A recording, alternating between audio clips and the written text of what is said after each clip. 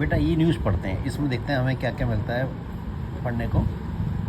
ACB finds 4 hospitals, ये hospitals का छोटा करके लिखा है, हॉस्पिटल्स रनिंग इलीगली। ACB का मतलब है यहाँ पर anti corruption branch, anti corruption branch. Finds, अच्छा ये फाइंड्स है सिंपल प्रेजेंट में, मैंने बताया ना हेडिंग्स को हमेशा पास्ट मानेंगे, फाउंड मानेंगे इसे अपनी तरफ से। ACB फाउंड मानेंगे, फाउंड 4 हॉस्पिटल्स रनिंग इलीगली। वो 4 हॉस्पिटल इसने पाए हैं जो कि इलीगली चल रहे हैं, गैर कानूनी चल रहे थे। कई हॉस्पिटल्स की जांच की है, उनमें से 4 को इलीगली पाया गया है। अब लिखा है क्या है, दिल्ली, न्यू दिल्ली की खबर है, anti corruption branch of Delhi government has found. देखो हैज़ के बाद वर्ब की थर्ड फॉर्म है, यानी कि ये है प्रेजेंट परफेक्ट टेंस।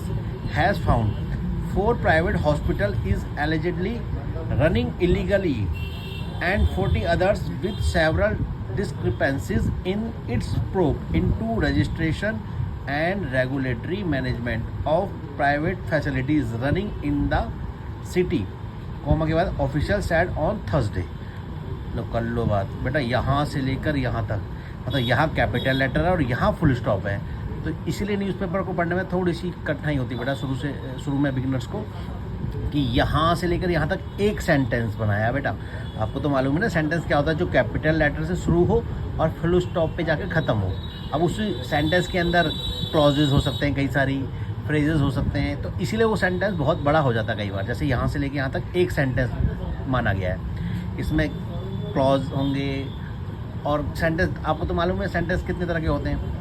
सेंटेंस होते हैं कॉम्प्लेक्स सेंटेंस होते हैं, कंपाउंड सेंटेंस होते हैं, सिंपल सेंटेंस होते हैं। तो 3 तरह के सेंटेंस होते हैं ना। तो कंपाउंड में क्या होता है, कंपाउंड में जो 2 प्रिंसिपल क्लॉज होती हैं कम से कम, और कॉम्प्लेक्स सेंटेंस में एक प्रिंसिपल क्लॉज एक सबऑर्डिनेट क्लॉज होती है कम से कम, बाकी कितनी भी क्लॉज हो सकती हैं। तो एक सेंटेंस को इतना बड़ा कर दिया गया, यहाँ से लेके यहाँ तक लिखा है, anti corruption branch of Delhi government has found 4 private hospital allegedly running illegally. यहाँ तक ये हो गया एंड। अब ये कनेक्टर है, कंजंक्शन है, जो कंजंक्शन से अगला जुड़ा है।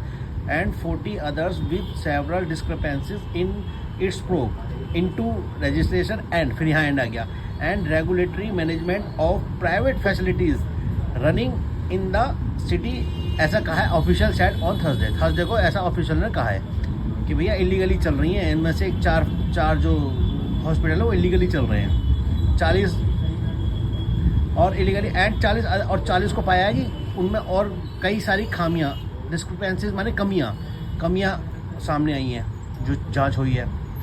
40 हॉस्पिटलों में कमियां सामने आई हैं और 4 इलीगल चल रही थी।